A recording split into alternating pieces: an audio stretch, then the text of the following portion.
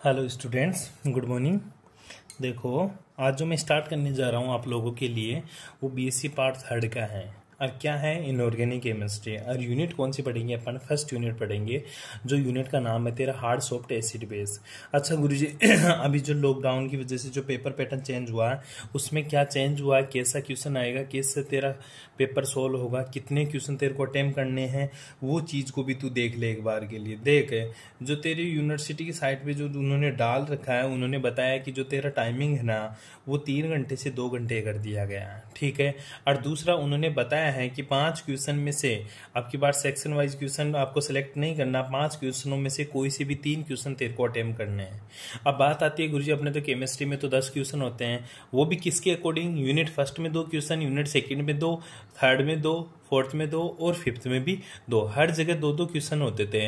तो गुरुजी वहां पे सेलेक्टिव होते थे क्वेश्चन, मतलब पहला कर लो या दूसरा कर लो अथवा में, ठीक है। यूनिट सेकंड में भी पहला कर लो या दूसरा कर लो। तो अब ये 3 क्वेश्चन करने का तरीका क्या है? मेरे को यूनिट 3 तैयार करनी है या यूनिट 2 ही तैयार करनी है, इस बारे में थोड़ा बताइए, ठीक है। तो देख, तेरे को यूनिट कितनी तैयार करनी है वो अभी तक यूनिवर्सिटी ने ऐसा कोई डाला नहीं है। सिर्फ उन्होंने यूजीसी की गाइडलाइन के अकॉर्डिंग बोल दिया है कि 5 में से 3 क्वेश्चन अटेम्प्ट करने। लेकिन अपने यहाँ पे कंफ्यूजन है गुरुजी, 5 क्वेश्चन में से 3 क्वेश्चन करे या फिर मेरे तो 10 क्वेश्चन है, 10 में से 3 क्वेश्चन करूं या 3 यूनिट तैयार करूं, कुछ समझ में नहीं आ रहा, ठीक है। तो तेरे को समझने की जरूरत नहीं है अभी, ठीक है। यूनिवर्सिटी बता देगी पेपर पैटर्न क्या होगा। तेरे को इतना ध्यान रखना है, कम से कम तेरे को 3 यूनिट तो तैयार करनी है, कम से कम तेरे को 3 यूनिट तो तैयार करनी है। बाद में अगर वो बोल दे कि 10 में से 3 ही क्वेश्चन करने हैं, वो भी आपको चाहे वो करे, तो आपको क्या करना होगा कि 2 क्वेश्चन तो यूनिट फर्स्ट के उठा ले, एक क्वेश्चन कोई सा भी जो अगली यूनिट का तैयार हो।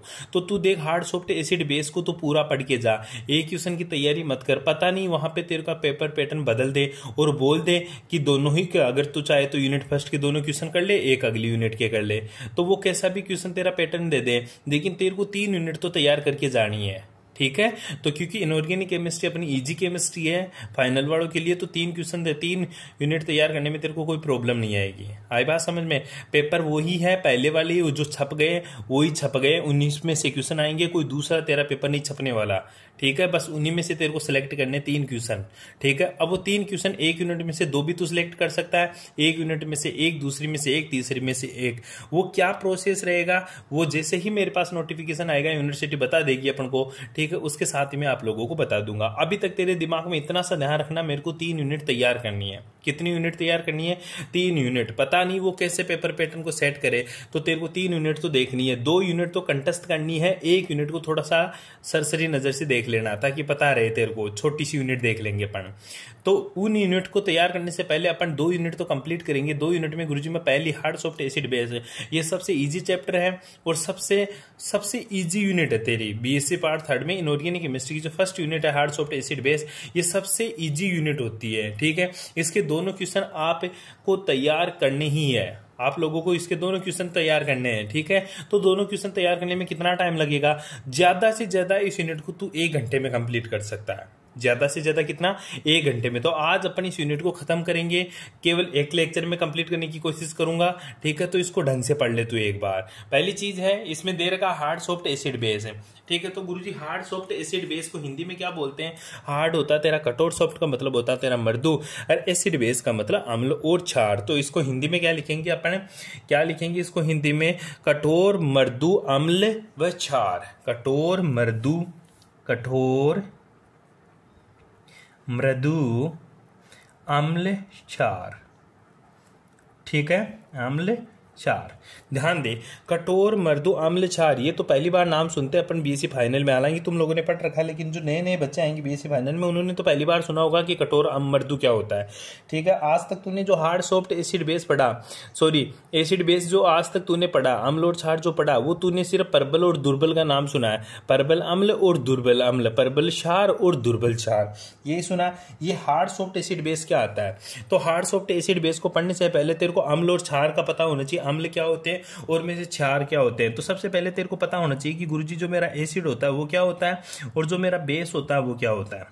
एसिड का मतलब होता है गुरुजी जो H+ डोनेट करे, H प्लस का त्याग करे, ठीक है, जो क्या दे, H प्लस दे, क्या कहलाते हैं मेरे, एसिड कहलाते हैं। सिंपल सी डेफिनेशन है गुरुजी, जो जलीय विलयन में क्या दे, H प्लस दे, क्या कहलाएंगे मेरे, अम्ल कहलाएंगे। और जो जलीय विलयन से क्या ले, OH माइनस को ग्रहण करे, OH माइनस को क्या करे, ग्रहण करे, क्या कहलाएंगे, अम्ल कहलाएंगे। यहाँ तक कोई प्रॉब्लम? तो पहली बात, जो H प्लस का त्याग करे किसमें, जलीय विलयन में, क्या कहलाएंगे, अम्ल। जो OH माइनस ग्रहण करे जलीय विलयन से, वो क्या है मेरे, अम्ल। कोई दिक्कत यहाँ तक? उसके बाद में जो तू कक्षा 10 में पढ़ा करता था कि अम्ल स्वाद में खट्टे होते हैं, ये नीले लिटमस पत्र को क्या कर देता है, लाल कर देता है। और एक चीज और पढ़ी थी तूने, जो बीएससी सेकेंड ईयर में पढ़ा था अपन ने, कि जो लोन पेयर का क्या करे सर, लोन पेयर को ग्रहण करे, क्या कहलाते हैं मेरे, अम्ल कहलाते हैं। अम्ल की तीन डेफिनेशन, तीनों बात याद रखनी है अपन को। अम्ल वे होते हैं जो जलीय विलयन में H प्लस का त्याग करें, अम्ल वे होते हैं जो जलीय विलयन से OH माइनस ग्रहण करें, अम्ल वो होते हैं जो लोन पेयर का त्याग करे, या सॉरी लोन पेयर ग्रहण करे, लोन पेयर ग्रहण करे, वो क्या कहलाएंगे मेरे, सारे के सारे एसिड कहलाएंगे। बेस क्या कहलाएंगे गुरुजी, जो H प्लस का त्याग कर रहा है उसकी जगह में बदल दूंगा, जो H प्लस ग्रहण करे, जो H प्लस क्या करे, ग्रहण करे, क्या कहलाएंगे, बेस कहलाएंगे। जो OH माइनस का त्याग करे, जो H माइनस का क्या करे, त्याग करे, क्या कहलाएंगे, बेस। जो लोन पेयर डोनेट करे, मतलब लोन पेयर का भी क्या करे, त्याग करे, क्या कहलाएंगे मेरे, बेस। सिंपल सी बात हो गई, एसिड क्या होते हैं, बेस क्या होते हैं। अब देख, जो स्ट्रॉन्ग एसिड क्या होंगे। अब एसिड बेस में अपन जो पढ़ा करते थे कक्षा 10 में, वो पढ़ा करते थे गुरुजी, एक तो स्ट्रॉन्ग एसिड और एक पढ़ते थे अपन वीक एसिड, ठीक है। इसी तरह गुरुजी में बेस भी दो पढ़ता था, एक तो क्या पढ़ता था मैं, स्ट्रॉन्ग ए बेस, और दूसरा क्या पढ़ता था मैं, वीक बेस, दो पढ़ते थे। स्ट्रॉन्ग एसिड क्या होते थे, जो गुरुजी H प्लस का त्याग बहुत जल्दी करे, क्या कहलाएंगे मेरे, H प्लस स्ट्रॉन्ग एसिड। जो धीरे धीरे H प्लस दे, वो क्या कहलाते हैं मेरे, वीक एसिड, पढ़ा करते थे, ठीक है।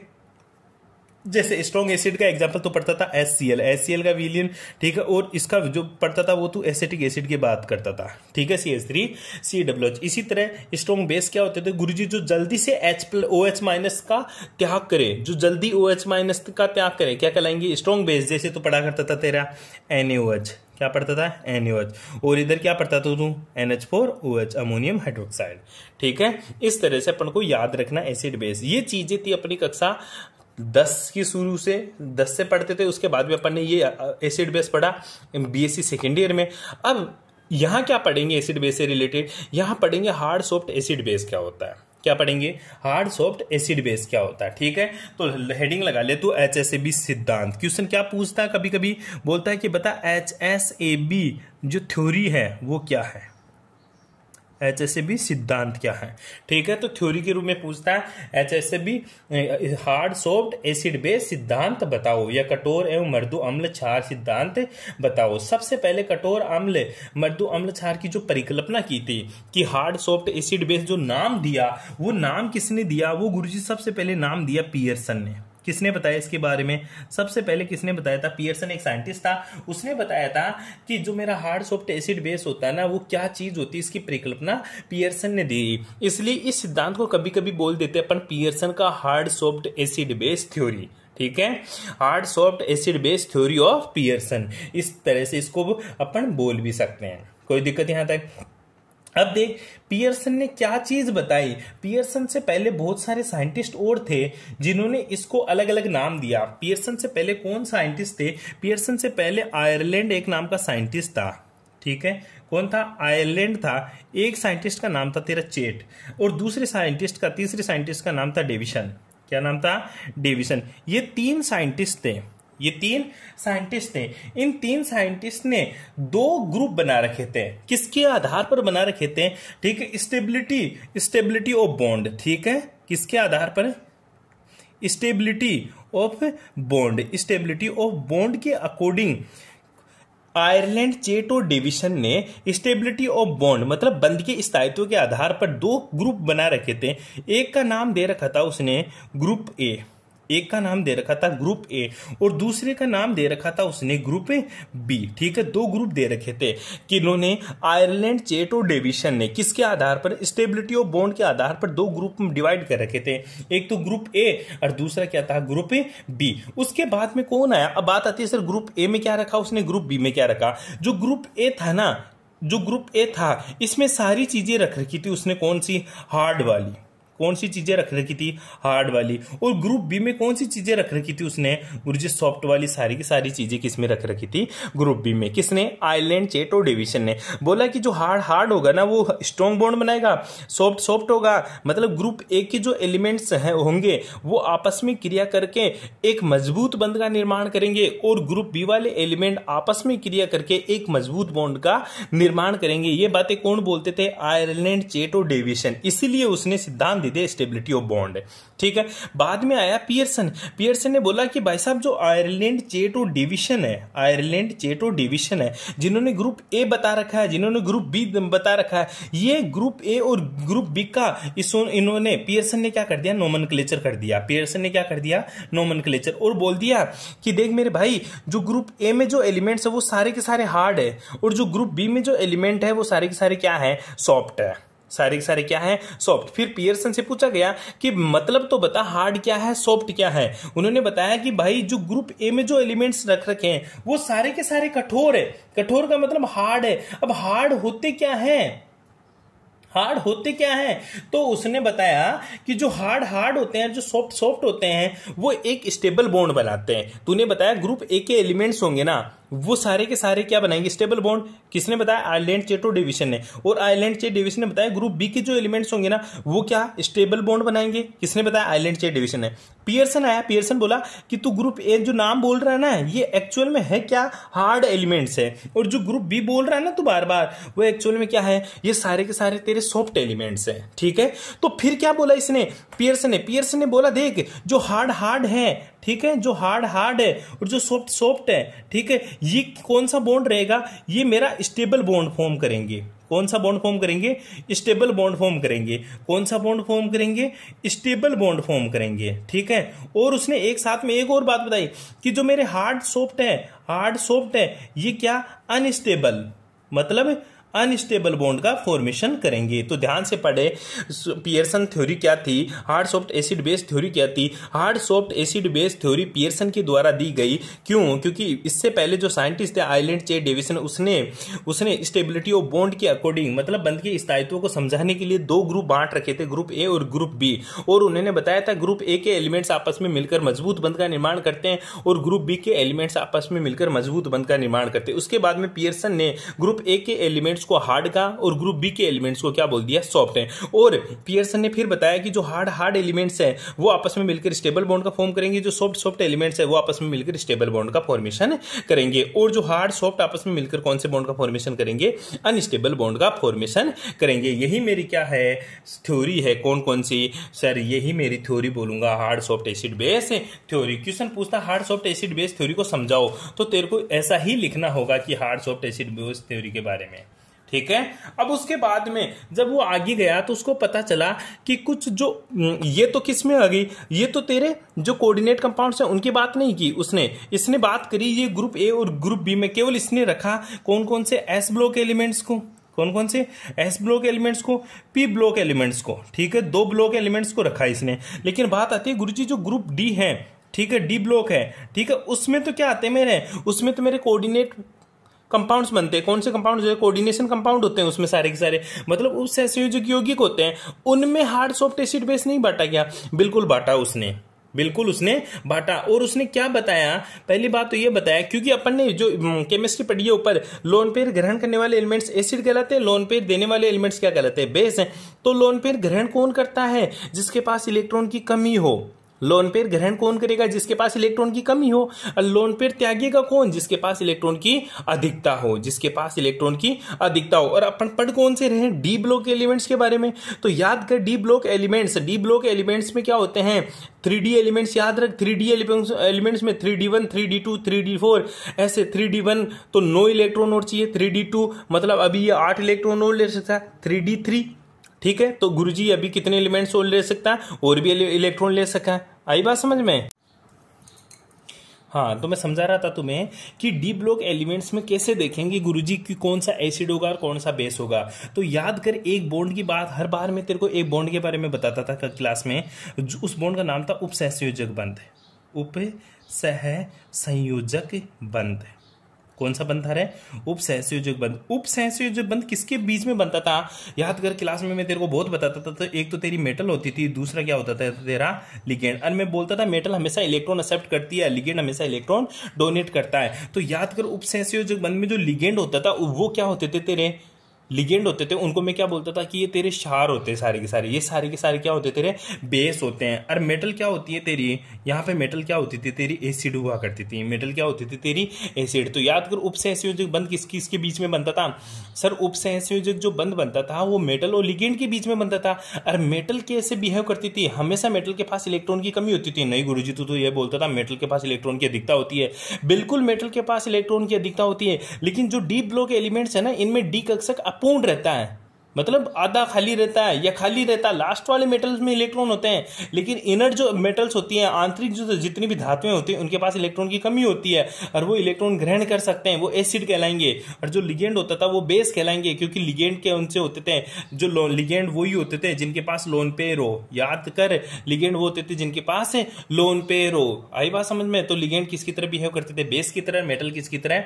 इलेक्ट्रॉन एसिड की तरह बिहेव करती है। ठीक है, तो आई बात समझ में? तो वही कंपाउंड सबसे ज्यादा स्टेबल होगा जिनमें डी कक्षक क्या हो? लगभग पूर्ण भरे होते थे। भारी धातु आयनों से बनते थे जिनमें लगभग डी कक्षक क्या होते थे? पूर्ण भरे होते थे। ठीक है, आगे देख, संकुल को कौन सा स्टेबल होगा?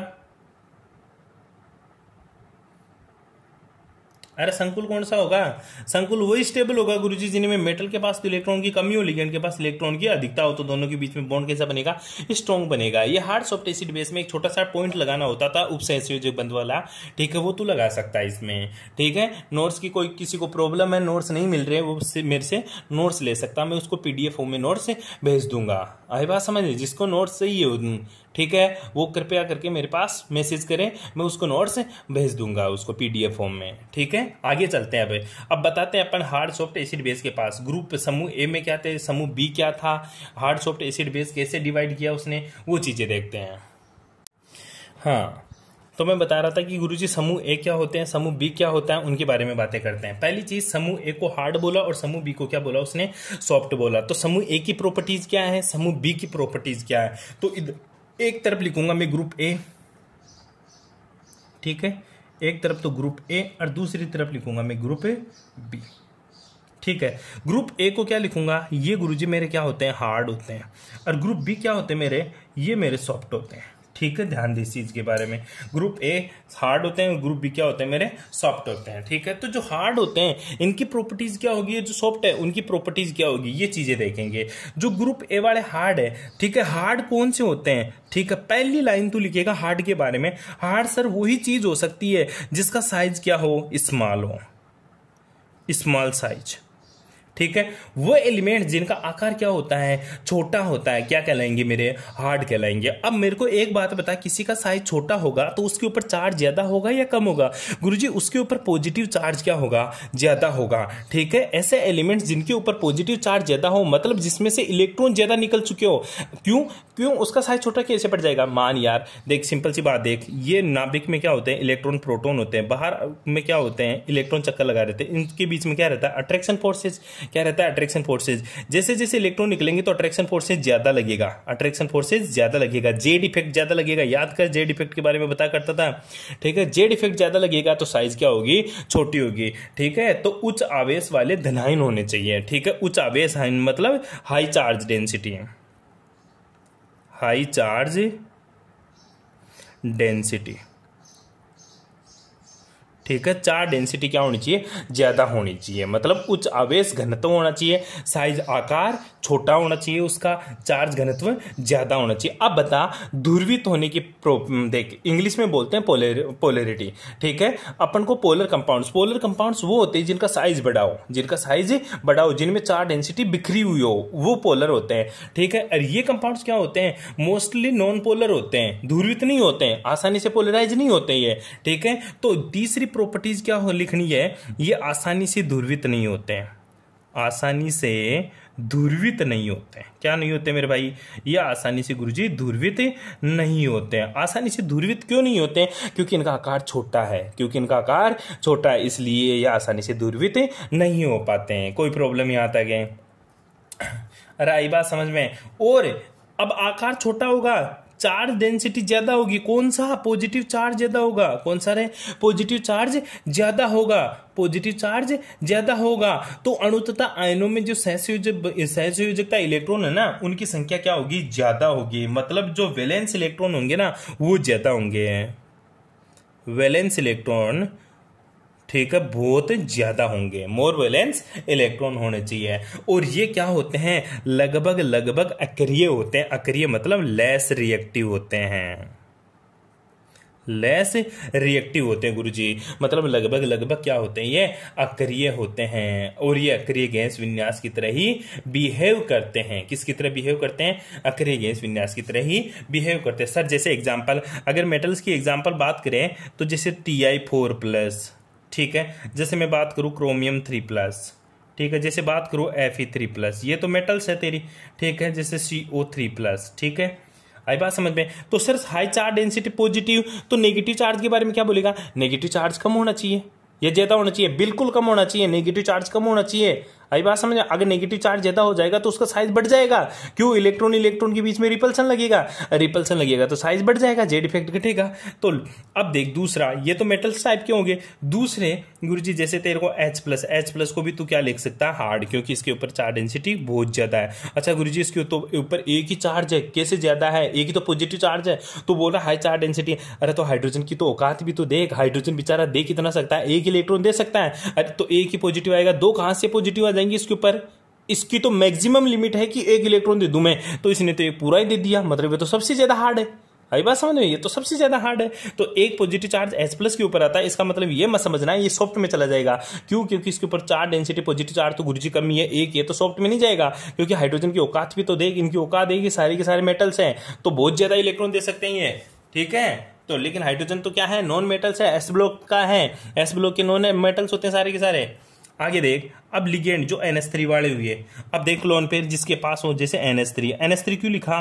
क्योंकि इसके ऊपर लोन पेयर है, तो इसके ऊपर इलेक्ट्रॉन डेंसिटी है। इलेक्ट्रॉन डेंसिटी है तो चार्ज कम है, चार्ज कम है तो साइज छोटी है, और चार्ज साइज छोटी है तो ये आसानी से पोलराइज नहीं होते। जैसे तेरा R3NH, R3N, कोई दिक्कत यहाँ पे। जैसे तेरा पानी H2O, ये सारे के सारे लिगेंड टाइप के हो गए, क्योंकि ऑक्सीजन के पास दो लोन पेयर है, ठीक है। जैसे तेरा F-, फ्लोराइड माइनस है, जैसे तेरा नाइट्रोजन है, ठीक है। ऐसे बहुत सारे एलिमेंट्स होते हैं, जैसे तेरा ऑक्सीजन, सल्फर, इनके क्या होते हैं? साइज छोटे होते हैं, आसानी से पोलराइज नहीं हो पाते हैं, आसानी से पोलराइज नहीं हो पाते। अब चलते अपन ग्रुप बी के पास। किसके पास रे? ग्रुप बी के पास। इसका उल्टा लिखता जा ग्रुप बी में, ठीक है। एक चीज और देख ले, ट्रांजिशन मेटल एलिमेंट्स की बात करें ना, क्योंकि तू डी ब्लॉक की बात कर रहा था, यहाँ पे डी ब्लॉक का जिक्र भी नहीं किया, तो डी ब्लॉक की बात करें तो ये हल्के संक्रमण तत्व होने चाहिए। क्या होने चाहिए? एक लाइन लिख लेना, ये क्या होते हैं? हल्के संक्रमण तत्व हो, हल्के संक्रमण तत्व हो, ठीक है। ये लाइन इंपॉर्टेंट है। हल्के संक्रमण तत्व मतलब जो 3D में ही आ जाए, जो 3D में आ जाए। हल्के एलिमेंट्स यही तो है। साइंस टीचर विनीता कृपलानी, मन फेकोनी, आई बात समझ में? ये 3D एलिमेंट्स ही तो है सारे के सारे, तो ये हल्के ही है क्योंकि 3D में आ गए। 4D 5D वाले भारी एलिमेंट्स होते भाई, उनको क्या बोलते हैं? हेवी ट्रांजिशन मेटल एलिमेंट्स है, ठीक है। तो यहाँ पे पहली लाइन लिख लेना, ये हल्के थे। स्मॉल साइज की जगह क्या लिखेगा तू? Large size, large size. High charge density की जगह क्या लिखेगा? लो चार्ज डेंसिटी, मतलब पॉजिटिव चार्ज कम होना चाहिए, ठीक है। आसानी से ध्रुवित नहीं हो, ये आसानी से ध्रुवित हो, आसानी से ध्रुवित होने वाले, ठीक है, आसानी से ध्रुवित होने वाले, ठीक है। वैलेंस इलेक्ट्रॉन मोर, लेस वैलेंस इलेक्ट्रॉन, मतलब लेस वैलेंस इलेक्ट्रॉन्स, ठीक है। लेस रिएक्टिव, मोर रिएक्टिव, ठीक है। ध्यान दे इस चीज के बारे में, लेस रिएक्टिव की जगह क्या जाएगा? More reactive. अब हल्के संक्रमण तत्व, भारी संक्रमण तत्व, भारी संक्रमण तत्व हो, मतलब हैवी ट्रांजिशन एलिमेंट्स हो, हैवी ट्रांजिशन एलिमेंट्स होने चाहिए, ठीक है। और इनका विन्यास कैसा? ये अक्रिय, लेस रिएक्टिव मतलब अक्रिय गैस विन्यास है, इसका अक्रिय गैस विन्यास नहीं होना चाहिए। इसके जो भी एग्जाम्पल होंगे। अब एक चीज और बता दूं यहीं पे, ठीक है, छोटी सी बात और देख ले। याद कर, जिसका साइज छोटा होगा उसकी इलेक्ट्रोनेगेटिविटी ज्यादा होती थी या कम होती थी? इलेक्ट्रोनेगेटिविटी मतलब विद्युत ऋणता। भूल गया तो सारी बातें, ठीक है। समझ एक बार, फ्लोरीन, क्लोरीन, ब्रोमीन, आयोडीन, किसकी इलेक्ट्रोनेगेटिविटी ज्यादा थी? तो बोलता था फ्लोरीन की, फिर क्लोरीन की, फिर ब्रोमीन की, ठीक है। और जिसकी इलेक्ट्रोनेगेटिविटी ज्यादा थी उससे इलेक्ट्रॉन लेना मुश्किल हो जाता था, और उससे इलेक्ट्रॉन मुश्किल हो जाता था इसलिए क्या होता था सर, उसका साइज छोटा होता था। जिसकी इलेक्ट्रोनेगेटिविटी ज्यादा, क्यों? क्योंकि उसमें इलेक्ट्रॉन ज्यादा तो साइज छोटा। तो एक लाइन और लिख सकता तो इनकी विद्युत ऋणता, क्या? विद्युत ऋणता उच्च होती है, ठीक है। और इनकी विद्युत ऋणता क्या होती है? निम्न होती है, ठीक है। इनकी विद्युत ऋणता कम होती है। फॉर एग्जाम्पल, जैसे मैं इसकी एग्जाम्पल की बात करूं तो Ag प्लस, क्यों? एक ही प्लस आया, यहां पे देख 4 प्लस था, मेटल ही है, Ag भी तेरी मेटल ही है, ठीक है। और 4D में चली गई Hg2 प्लस, ठीक है। इसी तरह तेरा Pd2 प्लस, ठीक है, और Pt2 प्लस, ये 2 प्लस के हैं। ये इसके एग्जाम्पल है। गुरुजी 2 प्लस तो ज्यादा हो गए ना? अरे भाई साहब, ये बहुत ज्यादा हैवी एलिमेंट्स है, ठीक है। उसके अकॉर्डिंग 2 प्लस भी कोई काम का नहीं है, ये भी चिन्ह सा चार्ज लगता है उसको तो, ठीक है। आगे देख, लिगेंड के बनाने की संकुल की प्रवृत्ति में भी ये सारी की सारी चीजें तेरी। और जो नेगेटिव वाले लिख सकता है ना, वो तो लिख सकता है, जैसे I माइनस है, Br माइनस है, Cl माइनस वाले, ये एग्जाम्पल लिख सकता है। ये ग्रुप ए और ग्रुप बी की बात कर रहा है। अब पियर्सन ने ग्रुप ए को क्या बताया था कि इसी में 2 चीज होती है। पियर्सन के अकॉर्डिंग ग्रुप ए और ग्रुप बी में, इन्हीं में 2 चीज होती है कि गुरुजी जो ग्रुप ए है इसी में हार्ड एसिड आएगा, और इसी हार्ड एसिड आएगा, और इसी में हार्ड बेस आएगा। पियर्सन यही तो बताया था। और जो सॉफ्ट वाले गुण है ना, यही क्या रहेंगे? सॉफ्ट एसिड होंगे, और यही क्या रहेंगे? Soft base. तो चारों चीज अपन अलग अलग पढ़ेंगे। हार्ड, सॉफ्ट, एसिड, बेस को यहीं से वर्गीकृत करेंगे पियर्सन के अनुसार, ठीक है। तो पूछ लेना, पियर्सन के अनुसार हार्ड, सॉफ्ट, एसिड, बेस को समझाओ। पियर्सन के अनुसार हार्ड, सॉफ्ट, एसिड, बेस को समझाओ। तो देख, समझ ले एक बार, जो हार्ड एसिड, हार्ड बेस, इनके गुण यही होंगे जो ऊपर वाले हैं, इनके गुण यही होंगे जो ऊपर वाले। बस इतना सा ध्यान रखना, जो एसिड होता है ना गुरुजी, इसके ऊपर कौन सा चार्ज होता है? इसके ऊपर तो गुरुजी पॉजिटिव चार्ज होता है। और बेस के ऊपर कौन सा चार्ज होता है? नेगेटिव चार्ज होता है। एसिड के ऊपर पॉजिटिव चार्ज होता है, और बेस के ऊपर कौन सा चार्ज होता है? नेगेटिव। बस इतना सा फर्क याद रखना। तो अब इनकी सबकी अलग अलग डेफिनेशन पढ़ेंगे। हार्ड एसिड क्या है, फिर हार्ड बेस क्या है, फिर सॉफ्ट एसिड क्या है, सॉफ्ट बेस क्या है, ठीक है। तो समझ, हार्ड एसिड क्या है, वे सिंपल, ठीक है। पहली बात तो एसिड क्या होते हैं? इलेक्ट्रॉन ग्राही होते हैं, ठीक है। तो पढ़ेंगे इसकी डेफिनेशन को। वे अम्ल जिनमें इलेक्ट्रॉन ग्राही परमाणु अथवा आयन का आकार क्या हो? छोटा हो। मतलब ग्राही परमाणु का आकार क्या हो? ग्राही परमाणु का आकार क्या हो? आकार क्या होना चाहिए? छोटा होता है। ग्राही परमाणु का आकार छोटा हो, ठीक है। किसकी बात कर रहा हूं मैं? हार्ड एसिड की बात कर रहा हूं। किसकी बात कर रहा हूं? पहली चीज देख ले, पहला पॉइंट लगा लेना, हार्ड एसिड में लगा लिया है यहाँ पे। मैं बात कर रहा हूं किसकी? हार्ड एसिड की। किसकी बात कर रहा हूं? हार्ड एसिड की। हार्ड एसिड की पहली प्रॉपर्टीज है, ग्राही परमाणु का आकार क्या होना चाहिए? छोटा होना चाहिए। धनावेश क्या?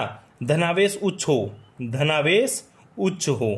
क्यों? क्योंकि सर एसिड के ऊपर कौन सा चार्ज होता है? पॉजिटिव। पॉजिटिव मतलब धनावेश, और उच्च होगा। हार्ड का मतलब होता है चार्ज उच्च होना चाहिए। शुरू में लाइन लिखवाई थी ऊपर मैंने, ठीक है। तो धनावेश क्या होना चाहिए गुरुजी? उच्च होना चाहिए। इलेक्ट्रॉन घनत्व आसानी से ध्रुवित नहीं हो। जो इलेक्ट्रॉन घनत्व है, ठीक है, इलेक्ट्रॉन घनत्व वो आसानी से, किससे? आसानी से ध्रुवित ना हो। आसानी से ध्रुवित ना हो, ठीक है। इलेक्ट्रॉन डेंसिटी आसानी से पोलराइज नहीं होनी चाहिए। मतलब आकार छोटा होगा तो इलेक्ट्रॉन डेंसिटी आसानी से पोलराइज नहीं होगी। आई बात समझ में? तो इलेक्ट्रॉनिक जो कॉन्फ़िगरेशन है, इलेक्ट्रॉनिक जो कॉन्फ़िगरेशन है वो कैसा होना चाहिए? इनर्ट गैस जैसा हो। कैसा हो? इनर्ट गैस जैसा इलेक्ट्रॉनिक कॉन्फ़िगरेशन होना चाहिए। और वो लेस रिएक्टिव हो। क्या हो? लेस रिएक्टिव हो, ठीक है। इलेक्ट्रॉन घनत्व कैसा, इलेक्ट्रॉन कॉन्फ़िगरेशन कैसा हो? इनर्ट गैस जैसा। दोबारा पढ़े, हार्ड एसिड क्या होते हैं गुरुजी? हार्ड एसिड वे होते हैं जो जिनके ग्राही परमाणु का आकार छोटा हो, जिनके ऊपर धनावेश उच्च हो, जिनमें इलेक्ट्रॉन घनत्व आसानी से ध्रुवित ना हो, जिनका इलेक्ट्रॉनिक विन्यास अक्रिय गैस जैसा हो, जो आसानी से रिएक्ट ना करे। लेस रिएक्टिव हो मतलब अक्रिय गैस जैसी हो, मतलब बहुत कम सक्रिय हो, ठीक है। वो क्या कहलाएंगे मेरे? हार्ड एसिड कहलाएंगे। क्या कहलाएंगे मेरे? Hard acid. जैसे तेरा H+, ऊपर वाले एग्जांपल छापूंगा, कुछ नहीं भाई। जैसे H+ है, जैसे Ti4+, जैसे Ti4+, जैसे क्रोमियम 3+, ठीक है, जैसे क्रोमियम 6+ तक जाता है। ये क्या है मेरे? सारे के सारे हार्ड एसिड है, क्या है रे? Hard acid. अब बात करूंगा हार्ड एसिड के साथ में चलूंगा सॉफ्ट एसिड को लेके, हार्ड बेस के साथ सॉफ्ट बेस को लूंगा।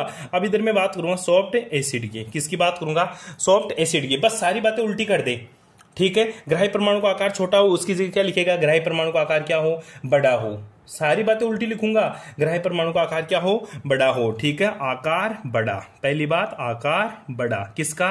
ग्राही परमाणु का आकार बड़ा हो। दूसरी बात क्या लिखेगा? उच्च धनावेश उच्च हो, धनावेश कम हो। धनावेश क्या हो? कम हो तो धनावेश, लेकिन क्या होना चाहिए? कम। तीसरी बात, इलेक्ट्रॉन घनत्व तो आसानी से ध्रुवित ना हो, आसानी से ध्रुवित हो, आसानी से ध्रुवित हो। वहां पे तो आसानी से ध्रुवित ना हो, यहाँ पे आसानी से ध्रुवित हो। तीसरी चौथी चीज लिखूंगा, इलेक्ट्रॉनिक कॉन्फ़िगरेशन इनर्ट गैस जैसा हो, बिल्कुल इनर्ट गैस जैसा नहीं होना चाहिए। लेस रिएक्टिव हो, हाईली रिएक्टिव हो। लेस रिएक्टिव, उसकी जगह क्या लिखूंगा? हाईली रिएक्टिव हो। फॉर एग्जांपल बात करते हैं अपन किसकी? CH3Hg+ है, ठीक है। जैसे PD2+ है, जैसे PT2+ है, ये सारे Ag+, ये सारे इसी में एग्जांपल याद करेंगे। किसमें? सॉफ्ट एसिड में। कोई प्रॉब्लम? अब चलते हैं अपन हार्ड बेस के पास। हाँ, अब देख तेरा हार्ड बेस क्या होता है, ठीक है। कि गुरुजी हार्ड बेस क्या होगा? सिंपल सी बात है। अब हार्ड बेस क्या, वो तो अम्ल आ जाता तो वहां पे ग्राही लगाते थे, बेस आ जाएगा तो दाता लगा देंगे। क्या लगा देंगे रे? दाता। पहली बात लिखेंगे, दाता परमाणु का आकार क्या हो? छोटा हो, क्योंकि वहां पे अपन ने हार्ड में एक ही बात बोली थी कि गुरुजी क्या होना चाहिए? छोटा होना चाहिए। क्या? आकार छोटा होना चाहिए। लेकिन हार्ड बेस की बात कर रहा है तो क्या लिखेगा तू? जो दाता परमाणु है ना, उसका आकार छोटा हो। क्या लिखेगा? दाता परमाणु का आकार, दाता परमाणु का आकार कैसा होना चाहिए? गुरुजी छोटा हो। दाता परमाणु का आकार कैसा हो? छोटा हो, ठीक है। पहली बात, ठीक है। इलेक्ट्रॉन घनत्व आसानी से ध्रुवित ना हो। दूसरी बात लिखिएगा, इलेक्ट्रॉन घनत्व, इलेक्ट्रॉन डेंसिटी, ठीक है। इलेक्ट्रॉन डेंसिटी आसानी से पोलराइज्ड ना हो, ठीक है। तीसरी जो बात लिखेगा, ठीक है, वो लिखेगा कि जो दाता परमाणु है उसकी विद्युत ऋणता उच्च हो, मतलब हाई इलेक्ट्रोनेगेटिविटी, हाई इलेक्ट्रोनेगेटिविटी, ठीक है। विद्युत ऋणता उच्च होनी चाहिए। अच्छा गुरुजी, यहाँ पे इलेक्ट्रॉन वाली बात थोड़ी लिखूं मैं, आकार छोटा है तो चार्ज वाली बात थोड़ी लिखूं। यहाँ पे चार्ज वाली बात नहीं लिखेंगे, यहाँ पे इलेक्ट्रोनेगेटिविटी के अकॉर्डिंग अपन बात करेंगे इसके, ठीक है। इसकी किसके अकॉर्डिंग बात करेंगे? इलेक्ट्रॉन नेगेटिविटी के अकॉर्डिंग बात करेंगे। जैसे तेरा एग्जाम्पल लिखूं मैं NH3, एग्जाम्पल भी लिख के आएगा NH3। जैसे तेरा NH2, ठीक है, RNH2 लगा दे, ठीक है। जैसे मैं बात करूँ फ्लोरीन माइनस है, क्लोरीन माइनस है, H2O OH-, ये क्या होते हैं? मेरे सारे के सारे हार्ड बेस, ठीक है। आगे चले अपन सॉफ्ट बेस के पास। किसके पास चलते हैं गुरुजी? सॉफ्ट बेस, ठीक है। अब सॉफ्ट बेस की बात करें तो दाता परमाणु का आकार छोटा हो, ठीक है। तो यहाँ पे लिखेगा दाता परमाणु का आकार क्या होना चाहिए गुरुजी? बड़ा होना चाहिए। दूसरा, इलेक्ट्रॉन डेंसिटी पोलराइज्ड ना हो, ठीक है। यहाँ पे इलेक्ट्रॉन डेंसिटी पोलराइज होनी चाहिए, मतलब इलेक्ट्रॉन घनत्व आसानी से ध्रुवित होने वाला चाहिए। दूसरा, हाई इलेक्ट्रॉन नेगेटिविटी, यहाँ पे लिखेगा तो क्या? Less electron negativity. कोई प्रॉब्लम यहाँ तक है? फॉर एग्जांपल जैसे I- है, I- है, ठीक है। जैसे Cn- है, CO, जैसे C2H4, ठीक है। जैसे RS- है, जैसे R2S, ठीक है। जैसे CSN-, ठीक है। ये सारे क्या होते हैं? मेरे सॉफ्ट होते हैं। ये सारे क्या होते हैं? मेरे सॉफ्ट होते हैं। ये है तेरी हार्ड सॉफ्ट एसिड बेस, क्या क्या होते हैं, ठीक है। अब बात करेंगे अपन पियर्सन के according hard soft acid base सिद्धांत, ठीक है। तो पियर्सन ने एक ही बात बोली थी, हार्ड के साथ और सॉफ्ट के साथ मजबूत बंध का निर्माण करते हैं। पियर्सन के अनुसार बोले ना तो एक ही बात बोलेगा, हार्ड के साथ सॉफ्ट के साथ स्ट्रॉन्ग बॉन्ड का फॉर्मेशन करते हैं। कोई प्रॉब्लम?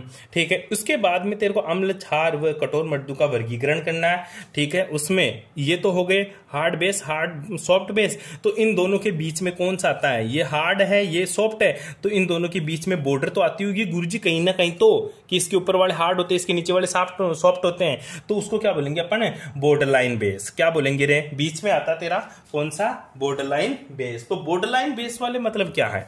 इन दोनों के बीच में क्या होता है?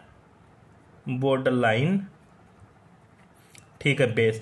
जो बॉर्डर लाइन बेस है, कौन कौन से होते हैं बॉर्डर लाइन बेस? उनको भी तेरे को ध्यान में रखना है। एक सांडी बनाना है, उसमें हार्ड एसिड, फिर बॉर्डर लाइन एसिड, फिर सॉफ्ट एसिड, ठीक है। फिर हार्ड बेस, बॉर्डरलाइन बेस, फिर सॉफ्ट बेस। ठीक है, वो एक सारणी है जो आपको मैं डिस्क्रिप्शन में दे दूंगा इसको। ठीक है, तो यहां तक किसी को कोई प्रॉब्लम? ठीक है, ये तेरा हार्ड सॉफ्ट एसिड बेस का यहां तक का मैटर खत्म हो जाता है। यहां तक तेरे को एक क्वेश्चन आसानी से मिल जाएगा, यहां तक कोई प्रॉब्लम?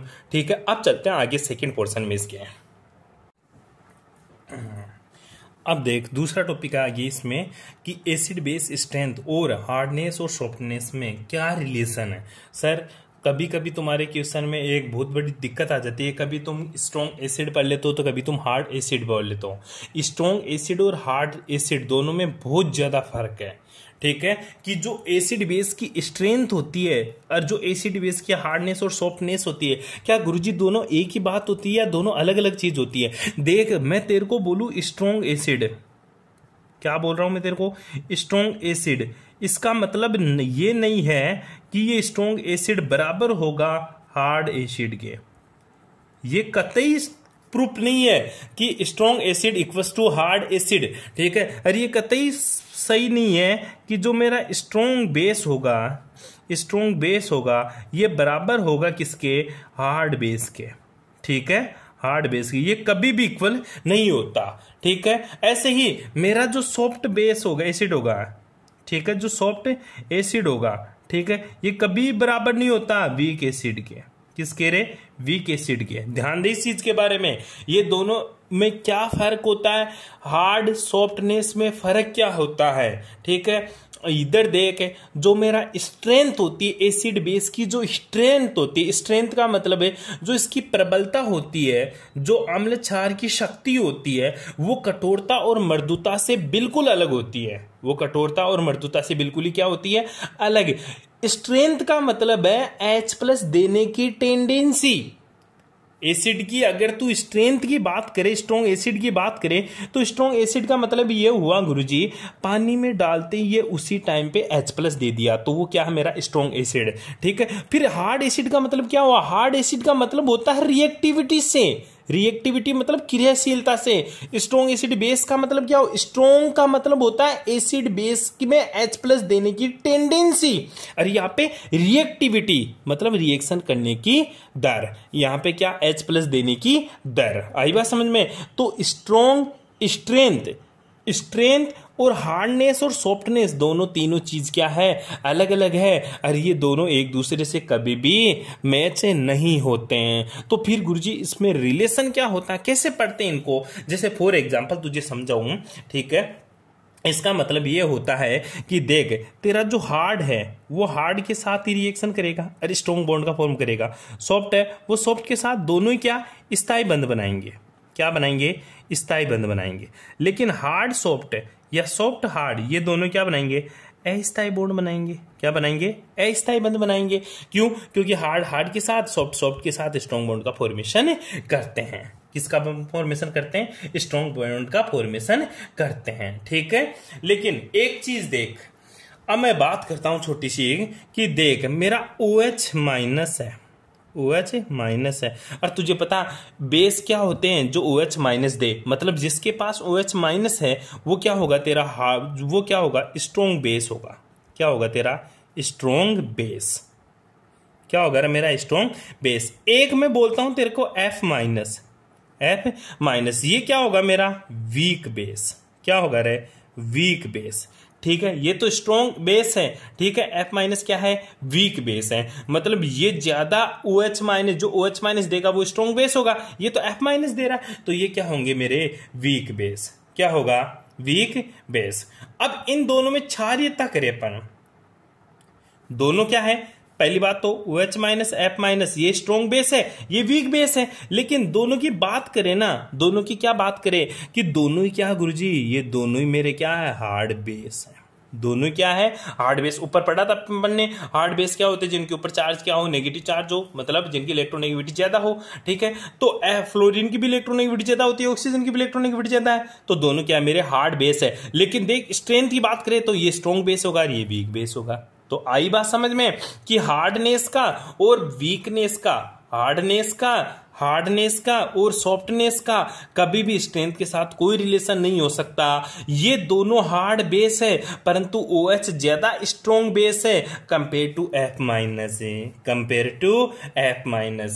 आई बात समझ में? ये चीज आपको ध्यान से देखनी है। मतलब हार्डनेस का सॉफ्टनेस के साथ कभी भी कोई रिलेशन नहीं होता। कितना गुना अधिक प्रबल होता है? ये 10 की पावर, ये स्ट्रॉन्ग बेस है ना, कितना गुना? ये 10 की पावर 13 गुना स्ट्रॉन्ग होता है F- से। लेकिन दोनों क्या है? हार्ड बेस है।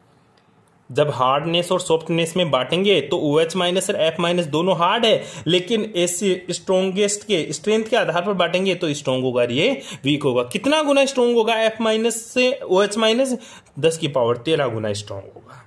बेटी चीज समझ में? तो ये चीज समझाना चाह रहा हूं। अच्छा, तू कहना क्या चाहता? मोटी मोटी बात बता। मोटी मोटी बात यही है कि जो प्रबलता होती है, अम्ल क्षार की प्रबलता होती है, उसका कठोरता और मृदुता से कोई ताल्लुक नहीं होता। मतलब कठोरता और मृदुता दोनों अलग चीज होती है और उसकी प्रबलता अलग चीज होती है। बस ये बात समझाना चाहता हूं मैं तेरे को। बेटी चीज समझ में? अच्छा गुरुजी, तो इसका मैं कैसे बात करूंगा? पर एक बात याद कर ले, तू नोट कर ले। एक एग्जाम्पल है कि देख, जो प्रबल क्षार होता है, जो स्ट्रॉन्ग बेस होता है ना, वो हमेशा ही दुर्बल अम्ल या क्षार को आसानी से प्रतिस्थापित कर देता है। वहां पे उसकी हार्डनेस और सॉफ्टनेस नहीं देखी जाती। क्या कहना चाह रहा है? कुछ पल्ले ही नहीं पड़ रहा। पल्ले तभी पड़ेगा, इधर दे। मैं बोल रहा हूं कि जो स्ट्रॉन्ग एसिड हो या फिर बेस हो, स्ट्रॉन्ग एसिड हो या फिर बेस हो, अगर अगर अगर कोई दुर्बल अम्ल आ गया इसके सामने क्या आ गया? कोई वीक एसिड या बेस आ गया, ठीक है? स्ट्रॉन्ग एसिड या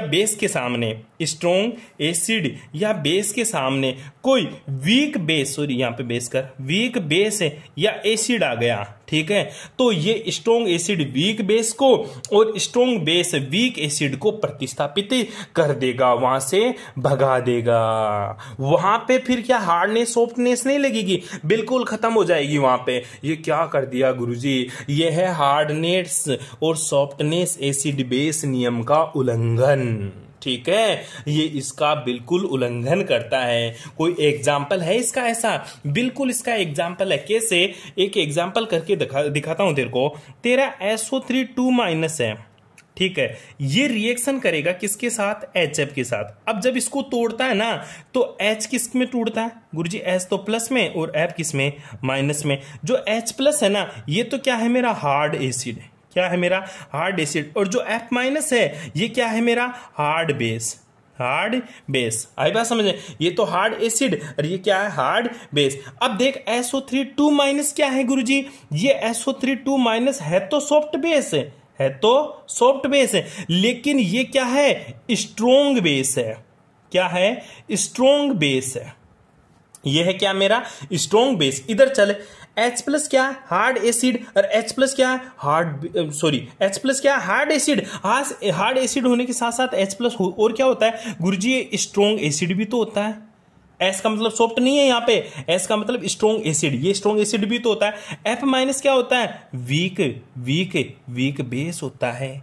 क्या होता है मेरे भाई? वीक बेस होता है। क्या होता है? Weak base. क्या होता है? Weak base. तो क्या करेगा? ये स्ट्रॉन्ग बेस है ना, वीक बेस को भगा देगा। स्ट्रॉन्ग बेस क्या करेगा? वीक बेस को भगा देगा और खुद आकर जुड़ जाएगा। हालांकि दोनों हार्ड है, तो हार्ड के बीच में तो बॉन्डिंग स्ट्रॉन्ग होती है गुरुजी। लेकिन बात कर सॉल्यूशन की बात करते हैं ना, तो ये खुद आकर बैठ जाता है कि तू तेरा काम कर। क्यों? ये वीक बेस भाग जाता है और रिएक्शन होती कैसी है? रिएक्शन हो जाती है गुरुजी HSO3- प्लस F-। ये अच्छों के समझ में नहीं आता।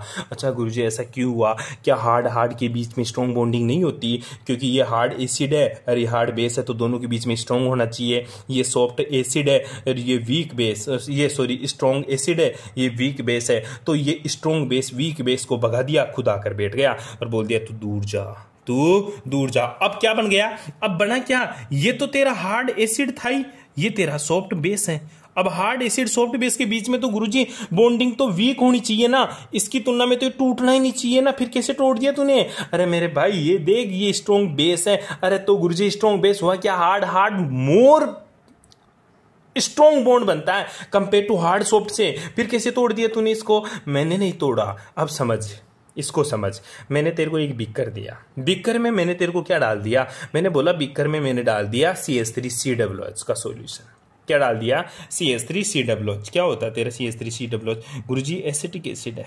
क्या है? एसिटिक एसिड है। बीकर में तेरे को CH3COOH दे दिया। ये क्या है? वीक एसिड है। एसिटिक एसिड है लेकिन वीक एसिड है, दुर्बल अम्ल है। ठीक है, मैंने उसी बीकर में एसिटिक एसिड था, उसी बीकर में क्या डाल दिया? HCl डाल दिया।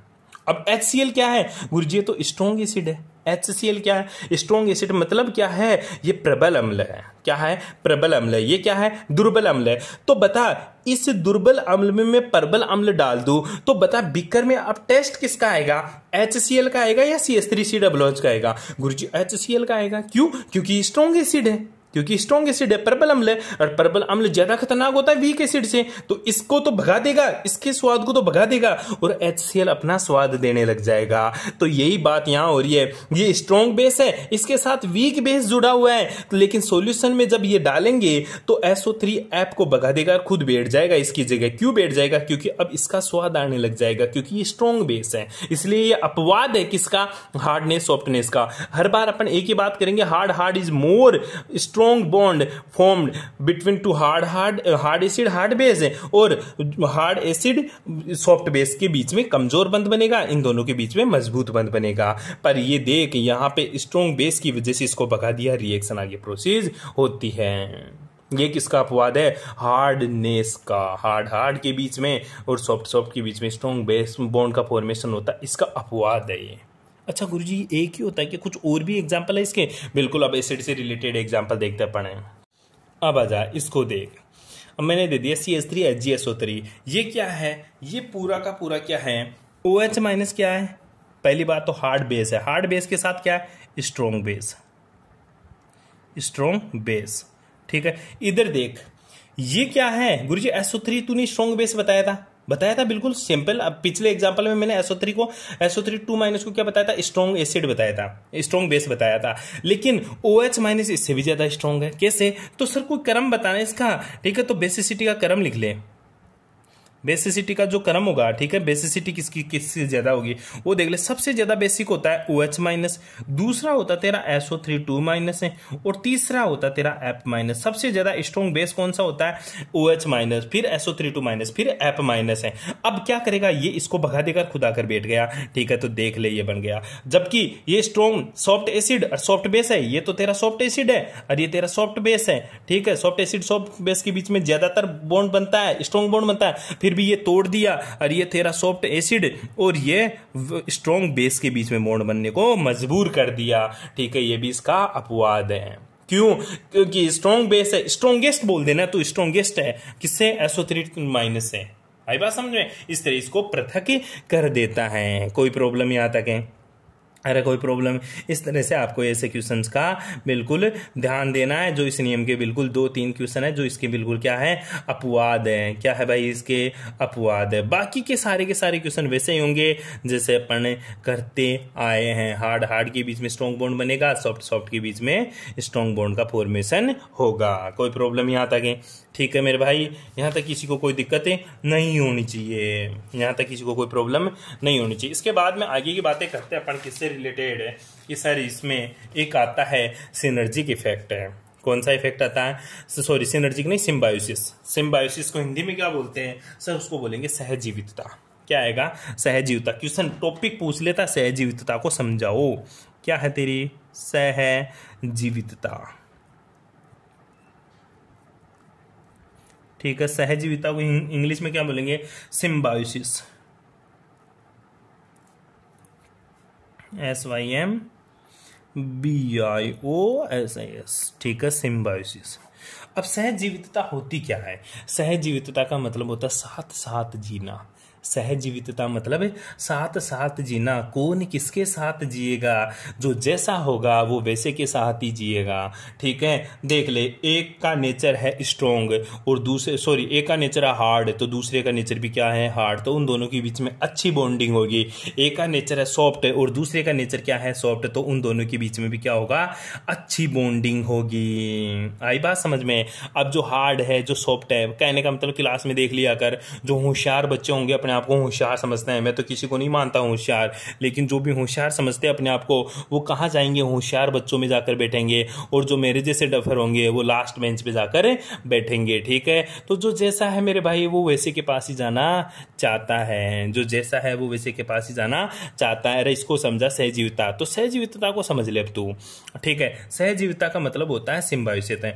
और देख, सॉफ्ट लिगेंड हमेशा उसी मेटल सेंटर से जुड़ेगा जिस पर पहले से ही क्या जुड़े हो? सॉफ्ट लिगेंड जुड़े हो। और हार्ड लिगेंड हमेशा उसी मेटल सेंटर से जुड़ेगा जिसके ऊपर पहले से क्या जुड़े हो? हार्ड लिगेंड जुड़े हो। संकुल की इसी प्रवृत्ति को सहजीवितता कहते हैं। संकुल की इसी प्रवृत्ति को क्या बोलते हैं? सहजीवितता कहते हैं। ठीक है, कैसे? जैसे दोबारा समझे, अगर ये मेरी मेटल है, ये क्या है? मेरी मेटल। इस मेटल के चारों ओर लिगेंड क्या जुड़े हैं? Hard ligand. ठीक है, हार्ड लिगेंड। इधर भी मैंने हार्ड लिगेंड जोड़ दिया, इधर भी हार्ड लिगेंड। ठीक है, और मेरे पास एक तो हार्ड लिगेंड है प्लस ठीक है डॉट है, डॉट है, डॉट है, सॉफ्ट लिगेंड है। तो हार्ड लिगेंड सॉफ्ट लिगेंड में ये जो हार्ड लिगेंड है यही मेटल पे अटैक करेगा, सॉफ्ट लिगेंड मेटल पे अटैक नहीं करेगा। क्यों? क्योंकि ये मेटल भी क्या हो गई? अब हार्ड हो गई। ये मेटल भी क्या हो गई? हार्ड हो गई। जो जैसे के पास बैठता उसका बिहेवियर भी वैसा ही हो जाता है। मान ले मैं था बिल्कुल सिंपल सा, मैं पहुंच गया बदमाशों के बीच में, तो मैं खुद भी क्या बन गया? बदमाश बन गया। ठीक है, और मैं बदमाश था और बैठ गया सिंपल लोगों के बीच में, तो मैं खुद भी क्या बन गया? सिंपल। बदमाशी छूट जाएगी क्या मेरी? नहीं, वो तो तू है ही। ठीक है, तो ये देख ले मेरे भाई, कहना क्या चाहता है। जैसे मैं एग्जांपल से समझाऊं तेरे को, तो R2 पहले डेफिनेशन भूल गया, फिर से डेफिनेशन यह है, सॉफ्ट लिगेंड हमेशा उसी मेटल सेंटर पर अटैक करेगा जिस पर पहले से सॉफ्ट लिगेंड जुड़े हो। हार्ड लिगेंड हमेशा उस मेटल सेंटर पर जुड़ेगा जिस पर पहले से ही हार्ड लिगेंड जुड़े हो। इसे ही इस संकुल की इसी प्रवृत्ति को सहजीवितता कहते हैं। कोई प्रॉब्लम इस चीज में? तो जैसे R2S.BF3 प्लस R2O रिएक्शन करके बता। क्वेश्चन ऐसे ही पूछेगा, रिएक्शन करके बता। एस आ गया ना, एस देख ले एक बात समझ ले, एस का मतलब तेरा सॉफ्ट होता है। जिस भी कंपाउंड में एस जुड़ जाए ना, तेरे को जिस भी जगह तेरे को एस मिल जाए ना, उसका मतलब होता है सॉफ्ट है। और जहां पे भी एफ दिख जाए ना, उसका मतलब होता है हार्ड। उसका मतलब क्या होता है? हार्ड। अरे गुरुजी 2-4 हिंट तो दे दे। देख, तेरे को कभी नहीं भूलेगा हार्ड क्या होता है, सॉफ्ट क्या होता है। 2-4 एग्जाम्पल तू याद कर ले। मेटल के सेंटर से अगर सल्फर जुड़ा हुआ है, मेटल के सेंटर से अगर सल्फर जुड़ा हुआ है, ठीक है, मेटल के सेंटर से अगर ऑक्सीजन जुड़ा हुआ है, मेटल के सेंटर से अगर नाइट्रोजन जुड़ा हुआ हो, मेटल के सेंटर से अगर फ्लोरीन जुड़ा हुआ हो, मेटल के सेंटर से अगर आयोडीन जुड़ा हुआ हो, ठीक है, मेटल के सेंटर से अगर ब्रोमीन जुड़ा हुआ हो, ठीक है, ये हालांकि बॉर्डर लाइन होता है लेकिन फिर भी अपन इसको सॉफ्ट में काउंट करेंगे। मेटल के सेंटर से अगर हाइड्रोजन जुड़ा हुआ, तो ये जो चीजें होती है ना, ये तो सारी की सारी हार्ड होती है, ये सारी की सारी क्या होती है? सॉफ्ट होती है। एस का मतलब सॉफ्ट, ओ का मतलब हार्ड, एन का मतलब हार्ड, फ्लोरीन का मतलब हार्ड। ये चीज तू गौर से देख ले। तो ये क्या है गुरुजी? ये मेरा सॉफ्ट है। ये क्या है गुरुजी? ये मेरा हार्ड है। तो ये क्या है गुरुजी? ये मेरा हार्ड है। तो हार्ड के पास जाना पसंद करेगा। हार्ड के पास जाना क्या करेगा? पसंद करेगा। तो भेजे हार्ड को हार्ड के पास है, तो क्या हो जाएगा गुरुजी? देख ले, ये है मेरा R2S, तो अलग हो गया बेचारा और बन क्या गया? R2O.BF3। इस तरह से अपन क्वेश्चन करते हैं। हाँ, सहजीवन या सहजीविता के बारे में पढ़ा रहा था मैं। तो सहजीवन या सहजीवितता या फिर इसको सिम्बायोसिस बोलते थे। मैंने ये बोला था कि अगर जैसा मेटल का नेचर होगा, उसी के मेटल के सेंटर का जैसा नेचर होगा, कंपाउंड भी तेरा वैसा ही बनेगा। कंपाउंड भी तेरा वैसा ही बनेगा। जैसे मान ले मेरे पास बी है, बोरोन। बोरोन 3+ में है। बोरोन कौन सा है? 3+ में। ये क्या है? एक तरह का तेरा सीमांत अम्ल है। क्या है? सीमांत अम्ल है। कौन सा अम्ल है? सीमांत अम्ल। अब देख, ये सीमांत है, ठीक है। सीमांत का मतलब होता है सीमा की, बॉर्डर लाइन। ठीक है, कौन सा है? बॉर्डर लाइन एसिड है।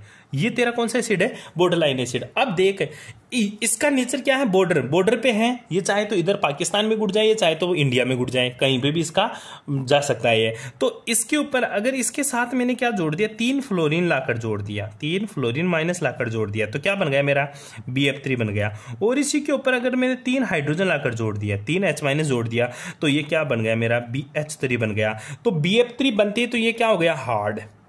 क्या हो गया मेरा? हार्ड। और BH3 बनते ये क्या हो गया मेरा? सॉफ्ट। तो यही बोलना चाहता था, जैसा मेटल के ऊपर जैसा लिगेंड आकर अटैक करेगा, मेटल का बिहेवियर भी वैसा ही हो जाएगा। बोरोन क्या था? सीमांत अम्ल था। जब इसके ऊपर बेस है F माइनस क्या? हार्ड आकर अटैक किया तो BF3 पूरा हार्ड बन गया। लेकिन इसके ऊपर H माइनस अटैक किया तो पूरा का पूरा सॉफ्ट बन गया। इसका मतलब क्या हुआ? जैसा नेचर होगा लिगेंड का, वैसा ही मेरा कंपाउंड का फॉर्मेशन होगा। कोई दिक्कत है? ठीक है। तो सहजीवन के बारे में आपको बहुत सारी बातें लिखनी है, ठीक है, वो आप मेरे नोट्स से देख सकते हो। लेकिन मोटा मोटी क्या समझना है वो समझा दिया मैंने, कि मेटल के सेंटर के ऊपर जैसे लिगेंड आकर अटैक करेंगे, मेटल का भी वैसा ही बिहेवियर हो जाएगा। अगर मेटल के सेंटर के ऊपर हार्ड लिगेंड आकर अटैक करते हैं तो मेटल से बनने वाला कंपाउंड भी हार्ड हो जाएगा। और मेटल के सेंटर के ऊपर अगर सॉफ्ट बेस आकर अटैक करते हैं या सॉफ्ट चीजें आकर अटैक करती है तो मेटल भी खुद भी क्या बन जाएगी? सॉफ्ट बन जाएगी। इसी प्रकार से बने, ठीक है। कोई प्रॉब्लम यहाँ तक है। अब बात आती है, मैंने 2-3 क्वेश्चन करवाए थे, ठीक है, और क्वेश्चन करके देख ले। जैसे मैं बात करता हूँ, BF3 वाला करवा दिया तेरे को, R2 BF3S वाला करवा दिया, ठीक है। अब जैसे मैं एक सीधी सी बात करता हूँ, तेरा BF3 क्या है? BF3 क्या है तेरा? ठीक है, ये गुरुजी हार्ड है, ठीक है। और इसके ऊपर मैं अटैक कराता हूँ F माइनस, ये भी क्या है मेरा? हार्ड। तो क्या बन जाएगा मेरा? BF4 माइनस भी बन सकता है। क्या बन सकता है? BF4 minus. आई बात समझ में? इस अब एक क्वेश्चन पूछता है कभी कभी कि अभिक्रिया कौन सी दिशा में संपन्न होगी। क्वेश्चन क्या आता है समझ, एक छोटा सा क्वेश्चन आता है। एक क्वेश्चन है मेरे पास, BF4H, ठीक है, माइनस प्लस है, एक है BH3F माइनस। पूछता अभिक्रिया कौन सी दिशा में संपन्न होगी? अग्र दिशा में या पश्चिम दिशा में? अग्र दिशा में या पश्चिम दिशा में? अब देख, इसको देखेंगे तो ये क्या है मेरा? हार्ड। और H माइनस क्या है? सॉफ्ट। H प्लस हार्ड है, ध्यान देना, H माइनस सॉफ्ट है, H प्लस हार्ड है। क्यों? क्योंकि हाइड्रोजन के पास 1 इलेक्ट्रॉन था, वो भी ले गया तो उसका आकार छोटा हो गया। हाइड्रोजन 1 इलेक्ट्रॉन रख सकता है, उसको 2 इलेक्ट्रॉन दे रहा तो माइनस देके तो वो सॉफ्ट हो गया, ठीक है। BH3 क्या है तेरा? सॉफ्ट है। और ये क्या है तेरा? हार्ड, ठीक है। तो हार्ड के पास जाना पसंद करेगा, सॉफ्ट के पास में, तो क्या बनेगा? BF4 माइनस है प्लस है BH4 है माइनस है। तो अभिक्रिया कौन सी दिशा में गई? अभिक्रिया अग्र दिशा में संपन्न होगी। इस तरह से क्वेश्चन आता है, इस तरह से क्वेश्चन आता है तेरा। कर लेगा मेरे भाई। कुछ क्वेश्चन ऐसे भी आता है कि इस अभिक्रिया से क्या उत्पाद बनेगा। जैसे एक रिएक्शन करा दे तो बनने वाले उत्पाद के बारे में बताओ, CH2Cl2 बताओ क्या बनेगा ये, ठीक है। अब तुझे पता क्लोरीन अलग हो जाएगा, हाइड्रोजन अलग हो जाएगा, 2 से गुणा है, ठीक है। तो ये क्या बन जाएगा गुरुजी? ये इस तरह से बन जाएगा CH4 प्लस CCl4, ठीक है। इसी तरह यहाँ पे क्लोरीन की जगह फ्लोरीन दे दे तो भी कर सकता है। एक क्वेश्चन जो कि इंपॉर्टेंट बन जाता है यहाँ पे, 2HC डबल बॉन्ड OH। बेटी चीज समझ में? अब तुझे पता है ये कार्बन है, ये हाइड्रोजन है, ये ऑक्सीजन है, ये तो हाइड्रोजन है, ये ऑक्सीजन है, ठीक है। इन दोनों में फर्क है। ऑक्सीजन क्या होता है? हार्ड होता है। हाइड्रोजन क्या होता है? सॉफ्ट होता है। टूट कर क्या बन जाएगा? सिंपल सा बन जाएगा गुरुजी, CH4 प्लस CO2, क्योंकि 2 से गुणा है, 2 से गुणा तो ऑक्सीजन भी 2, कार्बन भी 2, हाइड्रोजन 4 हो गए, 2 तो है ही, 2 से गुणा करते 4 हो गए। इस तरह से ये रिएक्शन होती है। कर लेगा ऐसे रिएक्शन? एक क्वेश्चन कोई सा भी दे दे तो ऐसे क्वेश्चन कर लेगा, ठीक है। अब दूसरा, सिम्बायोसिस से मतलब सहजीविता से क्या निकाल सकता है? सर किसी भी संकुल के स्थायित्व को भी समझ सकते हैं। स्थायित्व मतलब कौन सा स्टेबल होगा। मैं 2 क्वेश्चन आता है भाई, क्वेश्चन आता है इसलिए बता रहा हूं मैं तेरे को, ठीक है। बता रहा हूं स्थायित्व के क्रम में बता, ठीक है। स्थायी कौन सा स्थायी होगा? क्वेश्चन क्या है? कौन सा स्थायी होगा? 2 एग्जाम्पल देता हूं, ठीक है, तू बताएगा। एक क्वेश्चन दे दे तेरे को, कॉम्प्लेक्स दे दिया कोबाल्ट, ठीक है, इसमें दे दिया तेरे को CN साइनाइड, ठीक है, का होल 5। अब देख यहाँ पे NCS, ठीक है, ये दे दिया, ऊपर 3 माइनस, ठीक है। दूसरा ऐसा ही एग्जाम्पल दे दिया, वही कोबाल्ट, ठीक है, यहाँ पे दे दिया CN का होल 5, ठीक है। यहाँ पे क्या दे दिया? SCN, ठीक है, वही 3 माइनस। कोई प्रॉब्लम यहाँ तक? अब देख कोबाल्ट सेम है, CN सेम है, कैंसिल आउट। NCS है, SCS है, ये क्या है तेरा उभयधंतुक लिगेंड, NCS या SCS। और मैंने बताया था न एस आता ही तो सॉफ्ट है गुरुजी, एस तो इसमें भी है ना, ठीक है। लेकिन ध्यान दे बेटा, जो इधर रहेगा ना हमेशा मेटल उसी से जुड़ेगी, ये इसी से जुड़ेगा और ये इधर एस से ही जुड़ेगा। यहाँ पे नाइट्रोजन से जुड़ रखा है, नाइट्रोजन क्या तेरा हार्ड और ये सॉफ्ट है। सल्फर क्या है तेरा, एस का मतलब सॉफ्ट है, तो ये क्या है सॉफ्ट है। तो इसमें पूछेगा बता कॉम्प्लेक्स कौन सा स्थायी होगा, कौन सा कॉम्प्लेक्स ज्यादा स्थायी होगा। अब देख यहाँ पे कोबाल्ट की ऑक्सीडेशन स्टेट निकाल, कोबाल्ट की जब तू ऑक्सीडेशन स्टेट निकालेगा ना तो इसकी ऑक्सीडेशन स्टेट +3 आएगी। कोबाल्ट की ऑक्सीडेशन स्टेट निकालेगा तो कौन सी आएगी +3, कोबाल्ट की ऑक्सीडेशन स्टेट +3। और कॉपर 3+ में जाएगा, यहाँ पे कॉपर 3+ में जाएगा, ठीक है। कोबाल्ट 3+ में जाएगा, और कोबाल्ट 3+ में जाएगा तो क्या है गुरुजी, ये तो सॉफ्ट होगा, क्या होगा सॉफ्ट होगा, ये तो क्या होगा मेरा सॉफ्ट होगा। तो सॉफ्ट से क्या जुड़ रखा है, हार्ड जुड़ रखा है। सॉफ्ट से क्या जुड़ रखा है, हार्ड। इधर सॉफ्ट से क्या जुड़ रखा है गुरुजी, सॉफ्ट से सॉफ्ट जुड़ रखा है, तो ये स्ट्रॉन्ग बॉन्ड बनेगा, और ये मेरा क्या बनेगा वीक बॉन्ड बनेगा। तो कौन सा स्थायी होगा, हार्ड। जो स्ट्रॉन्ग बॉन्ड बनेगा वो ज्यादा स्थायी होगा, तो इन दोनों में स्टेबल कौन सा होगा सर, सेकंड ज्यादा स्टेबल होगा फर्स्ट से। अब गुरुजी ऑक्सीडेशन स्टेट कैसे निकालू, ये तो तेरे को बेटा मैंने खूब पढ़ाया है, ठीक है। फिर भी देख ले तू, ये दोनों देख 5 लिगेंड है, तो यहाँ पर 6 माइनस लेके जाएंगे, 6 ऊपर प्लस में जाएंगे 6, तो 3 माइनस की घटा दिए तो प्लस का 3 ही तो बचेगा, निकालना सिखाया था। और कोबाल्ट 3+ में सॉफ्ट होता है, कोबाल्ट 3+ में क्या होता है सॉफ्ट है। अच्छा तेरे को कैसे पता चला, देख मेरे भाई, +2 ऑक्सीजन अवस्था से ऊपर के सारे जितने भी कंपाउंड्स होंगे ना वो हमेशा सॉफ्ट होंगे, मैंने बताया था तेरे को, आई बात समझ में। तो ये चीज़ को ध्यान देना इस चीज़ के बारे में, ठीक है। +3 ऑक्सीडेशन स्टेट होता है, कर लेगा, ठीक है। तो ये क्या बनेगा मेरा स्थायी बनेगा, ये मेरा क्या हो जाएगा अस्थायी हो जाएगा। अब बता NC दे दूँ तो और CN दे दूँ तो, ठीक है, तो भी तो कर लेगा, जॉन टेलर इफेक्ट के अकॉर्डिंग कर लेना, ठीक है। ये क्वेश्चन कर लेगा तू, यहाँ तक कर लेगा। इस तरह से क्वेश्चन पूछता है कि कौन सा कॉम्प्लेक्स स्थायी होगा। बाकी के तू सारथी से पढ़ता ही है, वो तो बहुत ज्यादा पढ़ता हूँ गुरुजी में, तो पूछ मत उसके बारे में, तो ठीक है। इसके बाद में जो नेक्स्ट टॉपिक आता है तेरा, वो इलेक्ट्रोनेगेटिविटी के आधार पर हार्डनेस और सॉफ्टनेस कैसे बताएगा तू, ठीक है। मैंने तेरे को सिंपल सा बताया था इलेक्ट्रोनेगेटिविटी के आधार पर, ठीक है। टॉपिक है तेरा इलेक्ट्रोनेगेटिविटी, हार्डनेस एंड सॉफ्टनेस, ठीक है। Electronegativity, hardness and softness. हाँ, अब देख तू हेडिंग लगा, अब कठोरता और मृदुता का सैद्धांतिक सिद्धांत में नोट से डायरेक्ट पढ़ा रहा हूँ क्योंकि थ्योरी है और थ्योरी में इतना लिखवाया नहीं जा सकता, मैं कॉपी में डायरेक्टली तेरे को लिखवा के नहीं बता सकता। तो कठोरता और मृदुता का सैद्धांतिक आधार क्या है, इस आधार पर अपन हार्ड पारस्परिक क्रिया को मुख्य रूप से स्थिर विद्युत या आयनिक पारस्परिक क्रिया से समझ सकते हैं। पहला है इलेक्ट्रॉनिक सिद्धांत। इलेक्ट्रॉनिक सिद्धांत का मतलब इतना सा ध्यान रखना, मोटा मोटी समझ ले इसमें, कि हार्ड के बीच में हमेशा आयनिक बंध बनेगा और सॉफ्ट के बीच में हमेशा कोवेलेंट बॉन्ड का फॉर्मेशन होगा। कोवेलेंट बॉन्ड मतलब संयोजक बंध का निर्माण होगा। क्या लाइन लिखेगा, हार्ड के बीच में कठोर के मध्य आयनिक बंध बनता है और सॉफ्ट के मृदु के बीच में कौन सा कोवेलेंट बॉन्ड का फॉर्मेशन होता है। ये बात लिखेगा तू, तो लिखा हुआ है इस सिद्धांत के अनुसार हार्ड पारस्परिक क्रिया को मुख्य रूप से स्थिर विद्युत या आयनिक पारस्परिक क्रिया से समझा जाता है। कठोर अम्ल या क्षार हो उनके मध्य हमेशा आयनिक बंध बनता है, जैसे LiNa, ये एग्जाम्पल। कठोर अम्लों में रिक्त डी कक्षक होते हैं, सिंपल सी बात बताई थी मैंने, रिक्त डी कक्षक होते हैं ऊपर वाले, ठीक है। वे कठोर क्षारों से इलेक्ट्रॉन ग्रहण करते हैं। कठोर क्षार को लिगेंड, उनसे क्या करते हैं इलेक्ट्रॉन ग्रहण करते हैं, जिसके फलस्वरूप कठोर अम्ल व क्षार के मध्य आयनिक बंध बनता है।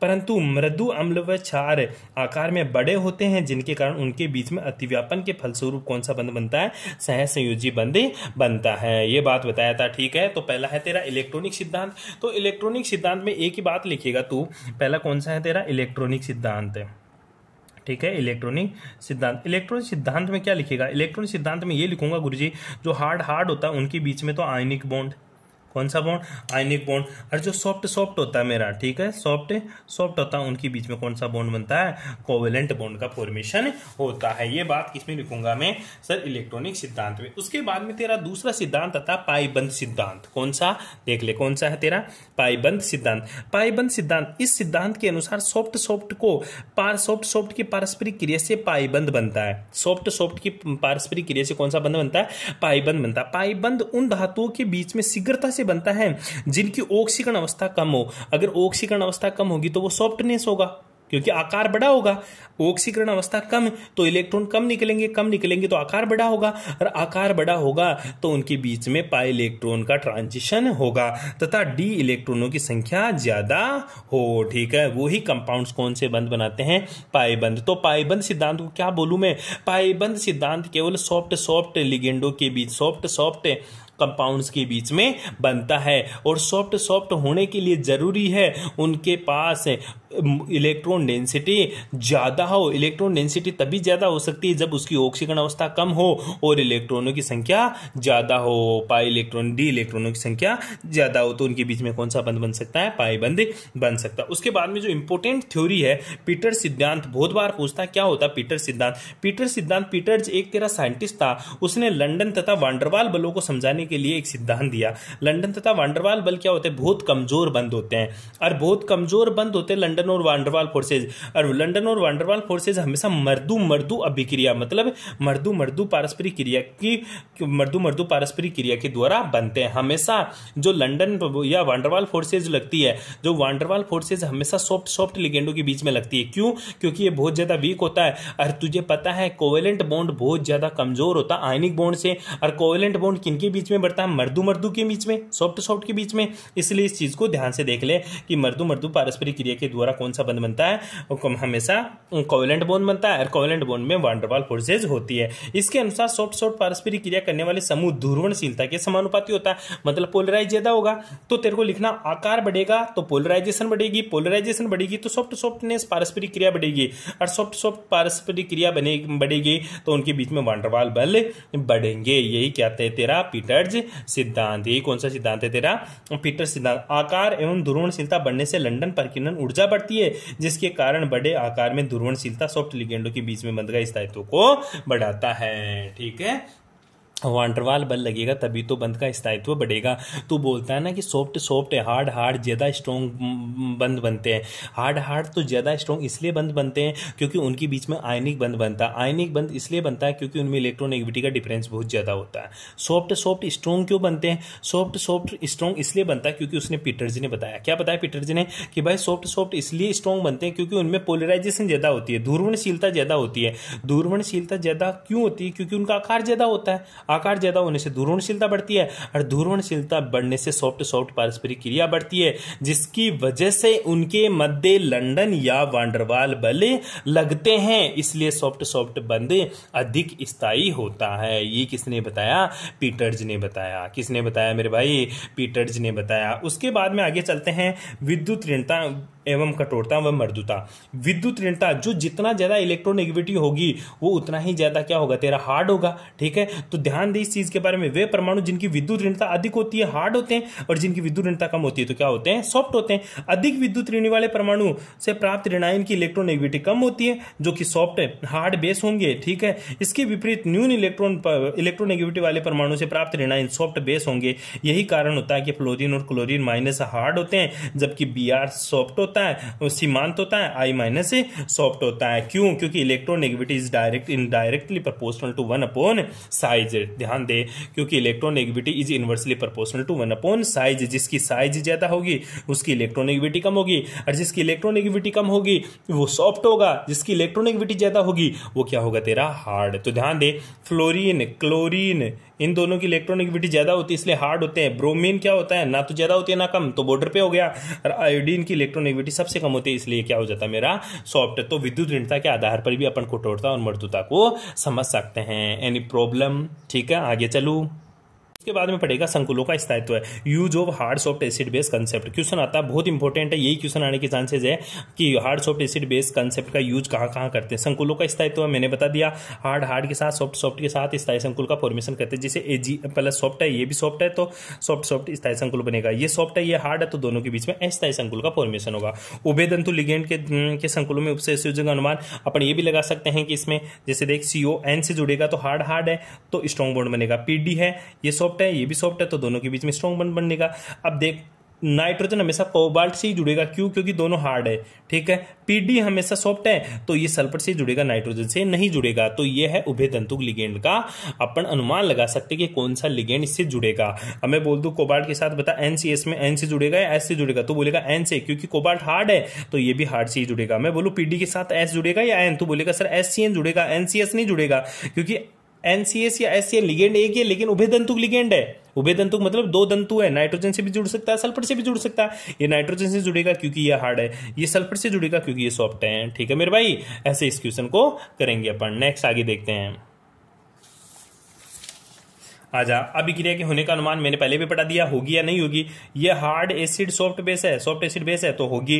ये दोनों हार्ड सॉफ्ट हार्ड है तो होगी, ठीक है। ये हार्ड सॉफ्ट हार्ड है तो होगी, ठीक है। मतलब अभिक्रिया दाईं होगी बाईं ओर होगी, ये अपन अनुमान लगा सकते हैं। कैसे लगाएंगे? हार्ड हार्ड की तरफ जाएगा, सॉफ्ट सॉफ्ट के साथ। देख हार्ड एसिड सॉफ्ट बेस, तो हार्ड एसिड हार्ड बेस के साथ रिएक्शन करेगा तो अभिक्रिया आगे की तरफ जाएगी, ठीक है। अम्ल तथा क्षार की कठोरता का अनुमान मैंने बता दिया, जो ज्यादा कठोर होगा वो उसको रिप्लेस कर देगा, ठीक है।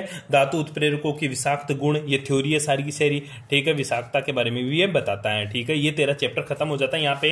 अगर इसको नोट्स चाहिए, ठीक है, ये चैप्टर यहाँ पे मेरे अकॉर्डिंग खत्म हो जाता है। खनिजों की प्राप्ति के बारे में भी लिख सकता है, हाइड्रोजन हैलाइड के स्थायित्व के बारे में, कठोर अम्ल की सीमाएं भी लिख सकता है। सीमाएं बहुत पूछता है, कठोर अम्ल व मृदु क्षार की सीमाएं क्या होती है। ये सिद्धांत अम्ल व क्षार के सामर्थ्य का मात्रात्मक विश्लेषण नहीं करता। ये नहीं बताता कि ये हार्ड होगा तो कितना हार्ड होगा, सॉफ्ट होगा तो कितना सॉफ्ट होगा, मतलब ये मात्रात्मक विश्लेषण नहीं बताता। मैंने कहीं पे भी तेरे को ये नहीं बताया ये इसकी तुलना में 10 गुना हार्ड होगा, ये इसकी तुलना में 20 गुना हार्ड होगा, कितना हार्ड होगा नहीं बताया ना, ठीक है। दूसरी इसकी क्या सीमा, हार्ड सॉफ्ट एसिड बेस सिद्धांत के द्वारा अभिक्रिया को समझने के लिए एसिड बेस में विघटन करना पड़ता है, तथा व्यवहार से पता चलता है कि अम्ल का विघटन बहुत मुश्किल से होता है। मतलब ये बोलता है कि उसको तोड़ना जरूरी है, लेकिन पता ही नहीं है, ये टूटता ही नहीं है। कई कई चीजें ऐसी होती है जो टूटता ही नहीं है, ठीक है। अब बोलता है CH3+ एक सॉफ्ट एसिड है, H- एक सॉफ्ट बेस है, अतः इन दोनों के मध्य सॉफ्ट सॉफ्ट अभिक्रिया होनी चाहिए, तो ये बनना चाहिए। ये अभिक्रिया कभी नहीं होती क्योंकि CH3 की तुलना में H- अधिक अम्लीय होता है, ठीक है। तो ये रिएक्शन होती नहीं है, बोलता है रिएक्शन होनी चाहिए सॉफ्ट सॉफ्ट के बीच में, हार्ड हार्ड के बीच में, तो ये होती नहीं है। एक मैंने पहले इसका ड्रॉबैक बता दिया था, ठीक है, वो उसको रिप्लेस कर देता है। कर लेगा मेरे भाई, ऐसे क्वेश्चन है, ठीक है। मेरे अकॉर्डिंग ये यूनिट बहुत ईजी है भाई, कोई सा भी क्वेश्चन नहीं छोड़ेगा। सारथी के सारे क्वेश्चन अटेम्प्ट करके देखेगा, सारे क्वेश्चन करके जाएगा, तो इसको तो बिल्कुल कंप्लीटली पूरी करेगा। और जिसको नोट्स चाहिए वो, ठीक है, वो मैसेज कर देना, मैं उसके पास नोट्स से प्रोवाइड करा दूंगा एज ए PDF फॉर्म में, ठीक है। Okay, for thanks cooperation.